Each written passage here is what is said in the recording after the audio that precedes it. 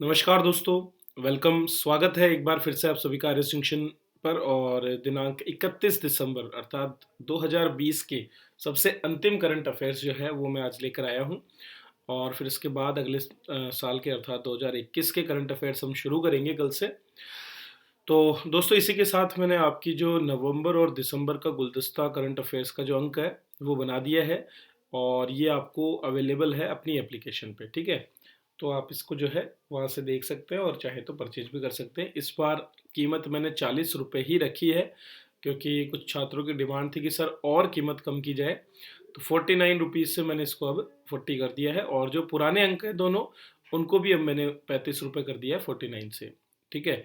तो जो भी छात्र इनका लाभ लेना चाहते हैं, अब इसकी काफ़ी मतलब एक मतलब आपको लेने योग्य अफोर्डेबल कीमत पर जो है ये आपको अवेलेबल अब हो रही है। तो 40 रुपये में आप इसे ले सकते हैं।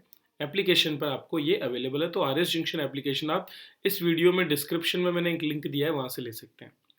चलिए तो शुरुआत करते हैं। 126वां प्रश्न दिसंबर माह का। प्रश्नों की संख्या जरूर कम है, लेकिन ये मान के चलिए उत्कृष्ट क्वालिटी के प्रश्न हैं। बेवजह का बहुत सा मैटर पढ़ने की बजाय अगर कम पढ़ करके 80 टू 90% क्वेश्चन हम अगर हिट कर पाते हैं तो वो बड़ी बात है। तो हाल ही में देश का सबसे ऊंचे क्षेत्र पर बना मौसम केंद्र कहां पर शुरू किया गया है? लेह में दोस्तों ऐसा वेदर स्टेशन जो है वो बनाया गया है। वेदर स्टेशन क्या होता है? वेदर स्टेशन का काम होता है आने वाले मौसम की पूर्वानुमान लगाना, जानकारी प्रदान करना। तो दोस्तों, बहुत से ऐसे क्षेत्र हैं, दुर्गम स्थान है जहाँ पर मौसम लगभग बिगड़ा हुआ रहता है। खास करके लेह जैसे क्षेत्र में, जहाँ पर हमारी आर्मी की बहुत गतिविधियां रहती है, आवाजाही रहती है, ऐसे क्षेत्र में रास्ते ब्लॉक होने की बहुत सी संभावनाएं होती है। अचानक बर्फबारी हो जाना, भूस्खलन होना। तो इसीलिए ये आवश्यक होता है कि वहाँ के मौसम के बारे में हमें पल पल की गतिविधि मतलब पता रहे कि कब मौसम बिगड़ने वाला है, ताकि हमारी सेनाओं का जो मूवमेंट है वो बेहतर तरीके से हो सके। इसके साथ ही जो पर्यटक आते हैं उनको भी इसका लाभ मिल सके। तो लेह में देश के सबसे ऊंचे क्षेत्र पर बने मौसम केंद्र का वर्चुअल माध्यम से उद्घाटन किया गया। दोस्तों, लेह में ज़्यादातर जगह जो है ना, लगभग 3500 मीटर के करीब ऊंचाई है। अर्थात इसको हम अगर फीट में बदलें तो 10,000 फीट के करीब। तो 10,000 फीट की ऊंचाई पर मौसम अधिकतर बदलता रहता है। दूसरी बात, वहाँ पर जो आपके वायुयान है, वायुयान को भी उड़ने के लिए पर्याप्त मात्रा में दबाव की आवश्यकता होती है। और इसीलिए वहाँ पर जो आवागमन होता है वायुयानों का, वो सुबह 5 बजे से लेकर दिन में 1 बजे या 2 बजे तक ही होता है। उसके बाद में वायुयान ना तो आते हैं ना जाते हैं, और वहाँ पर कोई वायुयान रुकते भी नहीं है।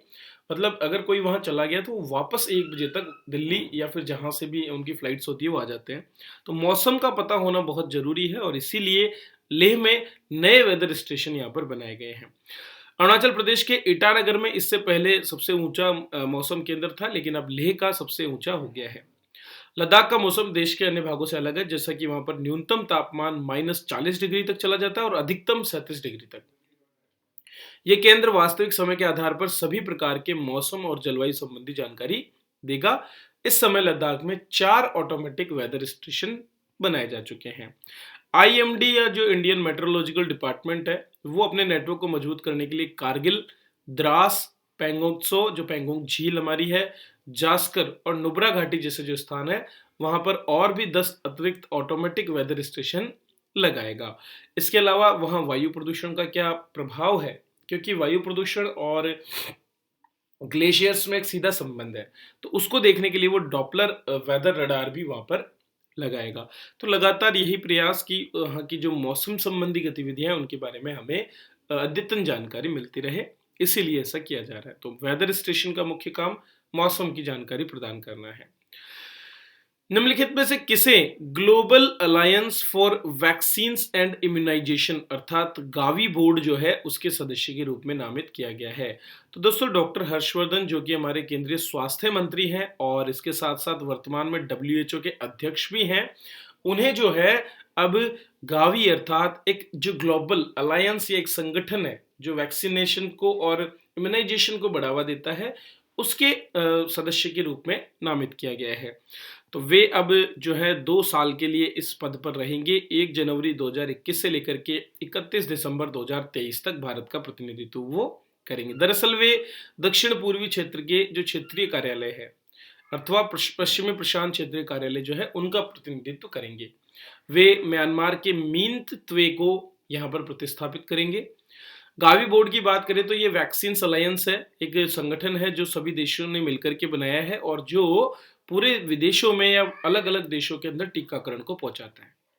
ठीक है, तो गावी को सन 2000 में बच्चों के वैक्सीन पहल नामक अर्थात चिल्ड्रंस वैक्सीन इनिशिएटिव जो पहले से स्थापित था उसके स्थान पर रखा गया है। 1990 में ये वैक्सीन इनिशिएटिव लॉन्च किया गया था और 2000 में गावी ने इसको प्रतिस्थापित कर दिया है।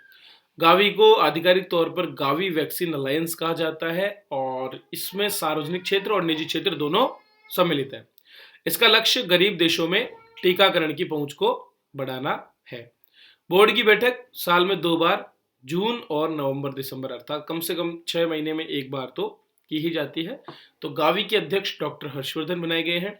इस तरह के प्रश्न अमूमन पूछ लिए जाते हैं और गावी जैसा यहाँ पर आ गया है क्योंकि पहली बार कोई हमारा अध्यक्ष बन रहा है, सदस्य बन रहा है, तो इसलिए जो है ये फायदेमंद हो जाता है कि हम इसे पढ़ लें।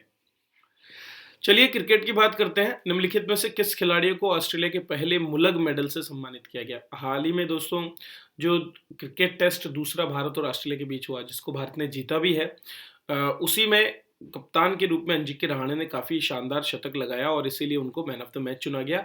और पहले ये घोषणा की जा चुकी थी कि जो भी खिलाड़ी इस टेस्ट में मैन ऑफ द मैच रहेगा उसको जो है एक खास मेडल दिया जाएगा जिसका नाम मुलग मेडल है। इस मैच को बॉक्सिंग डे टेस्ट भी कहा जाता है। मैन ऑफ द मैच चुने जाने के लिए रहाणे को ये मेडल दिया गया और ये मेडल इसलिए दिया गया क्योंकि मुलग जो है ये ऑस्ट्रेलिया की एक आदिवासी टीम थे जिसके कप्तान थे। ये टीम 1868 में ब्रिटेन गई थी, अर्थात 19वीं शताब्दी में। ठीक है, जब हम कभी गुलाम हुआ करते थे अंग्रेजों के, उस समय ब्रिटेन का दौरा इसने किया था और इस तरह से अपने अंतर्राष्ट्रीय स्तर पर क्रिकेट को बढ़ावा देने वाली इस घटना की वजह से ऑस्ट्रेलियाई टीम ने जो है इस तरह की जो क्रिकेट ऑस्ट्रेलिया है उसने इस तरह के मेडल को जो है यहाँ पर इंट्रोड्यूस किया है और महान जानी मुलक के नाम पर मुलक मेडल अंजिक्य रहाणे को सबसे पहला प्राप्त हुआ था। ये भी एक प्रश्न यहाँ पर बन जाता है। चलिए खेलों की ही बात करते हैं। फुटबॉल में ग्लोब सॉकर अवार्ड्स जो हैं वो हाल ही में दिए गए और प्लेयर ऑफ द सेंचुरी का अवार्ड क्रिस्टियानो रोनाल्डो को दिया गया है।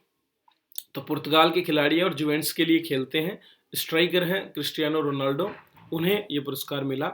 उन्होंने बार्सिलोना के लियोनेल मेसी, लिवरपूल के मोहम्मद साला और पूर्व खिलाड़ी रोनाल्डिन्हो को भी पीछे छोड़ दिया। और ये पुरस्कार इसलिए दिया गया क्योंकि उन्होंने 2001 से लेकर 2020 तक फुटबॉल में शानदार प्रदर्शन किया है। उनके अलावा कुछ और भी अवार्ड्स दिए गए जैसे कि प्लेयर ऑफ द ईयर की बात करूं तो बायर्न म्यूनिक के रॉबर्ट लेवांडोव्स्की को यह पुरस्कार दिया गया। मैनचेस्टर सिटी के मैनेजर पेप गार्डियोला को मैनेजर ऑफ द सेंचुरी पुरस्कार दिया गया। रोनाल्डो के जो एजेंट है जॉर्ज मेंडिस को एजेंट ऑफ द सेंचुरी, जबकि रियल मैड्रिड जो कि स्पेन का एक फुटबॉल क्लब है उसको क्लब ऑफ द सेंचुरी। तो जिनको भी सेंचुरी वाला अवार्ड मिला है ना वो 2001 से लेकर 2020 के प्रदर्शन के आधार पर दिया गया है। दोस्तों लगातार प्रयास है कि स्वास्थ्य क्षेत्र में भारत में हर एक चीज़ स्वदेशी रूप से निर्मित हो और इसी क्रम में न्यूमोनिया जो कि एक घातक सर्दी वाली बीमारी है और जिसमें बच्चों को खास करके काफ़ी परेशानियां झेलनी पड़ती है और बड़ी मात्रा में बच्चों की मौत भी इससे होती है, उसी की एक स्वदेशी वैक्सीन जो कि शायद हमें कम दामों में अवेलेबल होगी उसे हाल ही में लॉन्च किया गया। तो केंद्रीय स्वास्थ्य मंत्री हर्षवर्धन द्वारा इसे लॉन्च किया गया। इसका नाम है न्यूमोसिल। तो न्यूमोसिल नाम से इसको बाजार में उतारा गया है। न्यूमोकोकल कंजुगेट वैक्सीन इसको कहा जाता है, इसका जो वैज्ञानिक नाम है उसके हिसाब से, और इसे बनाया है serum institute of India private limited. आपको पता होगा पुणे में ये इंस्टीट्यूट है और हाल ही में कोविड-19 के लिए भी टीका ये विकसित कर रहा है। तो bill and Melinda Gates foundation जो कि स्वास्थ्य और शिक्षा जैसे बड़े बड़े क्षेत्रों में काम करता है और चैरिटी फंड एक फंड है, ठीक है, तो इस फाउंडेशन की मदद से इसे बनाया गया है। सीरम इंस्टीट्यूट का पहला स्वदेशी न्यूमोकोकल कंजुगेट टीका शीशी और सिरिंज में और कई खुराक वाली शीशी में भी बाजार में उपलब्ध होगा। न्यूमोसिल को 5 रैंडमाइज्ड क्लिनिकल परीक्षण के जरिए इसका मूल्यांकन किया गया और इसको सुरक्षित और प्रतिरक्षित भी पाया गया है। खास करके भारत और अफ्रीका में इसका काफी प्रयोग किया जा सकेगा। जैसा मैंने आपको बताया 5 साल से कम उम्र के बच्चे निमोनिया से काफी संक्रमित होते हैं और दुनिया भर में लगभग 10 लाख बच्चों की मौत इसकी वजह से हो जाती है। चिकित्सा के ही क्षेत्र में एक और जो है परिवर्तन हमारे यहाँ हुआ है और ये एक विकसित की गई है तकनीक, किसके द्वारा? हमारे भाभा परमाणु अनुसंधान केंद्र अर्थात भाभा एटॉमिक रिसर्च सेंटर, जिसको हम बार्क के नाम से जानते हैं और जो मुंबई में स्थित है। तो बार्क जो है, वहाँ के वैज्ञानिकों ने नेत्र के एक ट्यूमर के इलाज हेतु एक पद्धति विकसित की है और ये पद्धति रुथीनियम नामक एक तत्व पर आधारित है।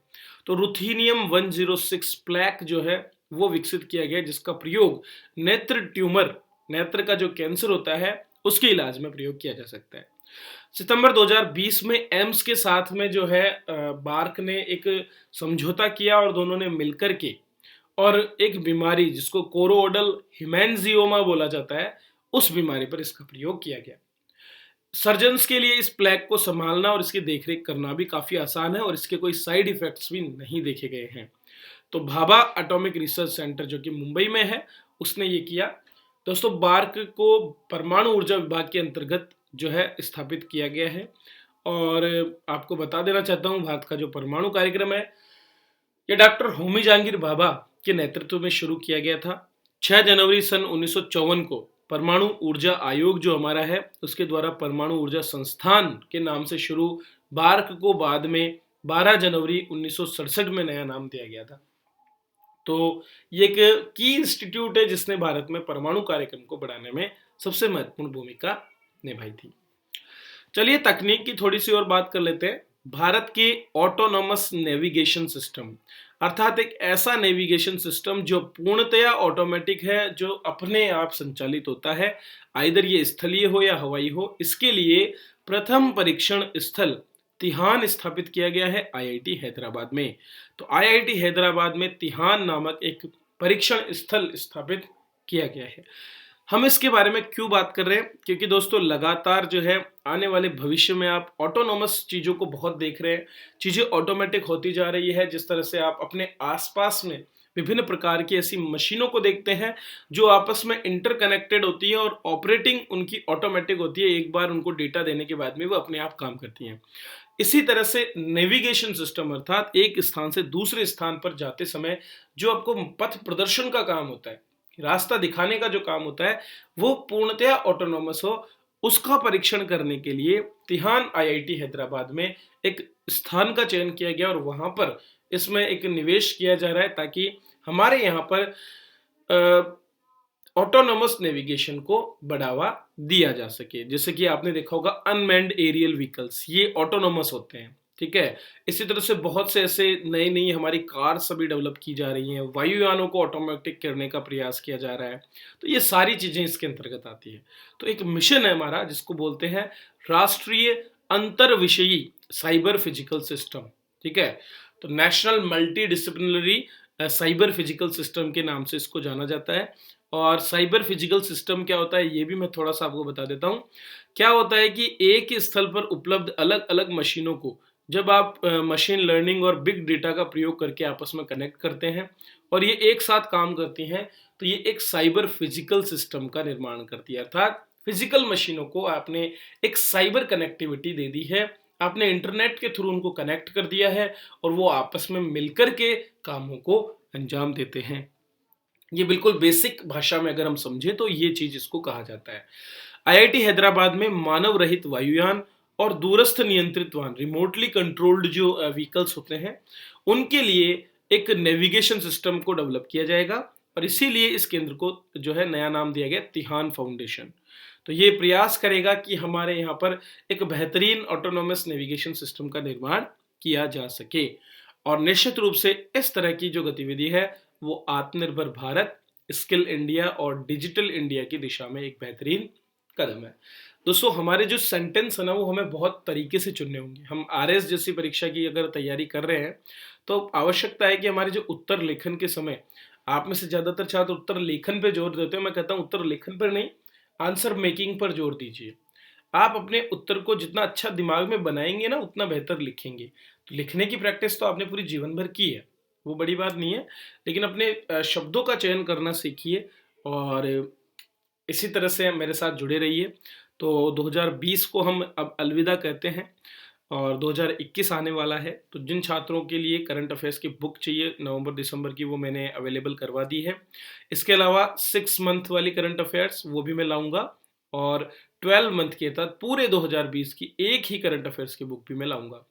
तो जिन्होंने पहले परचेज की है सीरीज, तो वो ना लें इनको। जो अभी तक नहीं खरीद पाए उनके लिए ये बुक्स होंगी, तो वो इनका लाभ उठा पाएंगे। चलिए, तो इसी के साथ मैं आपसे विदा लेता हूं। मिलते हैं अगली क्लास में, तब तक के लिए आप सभी का बहुत बहुत धन्यवाद।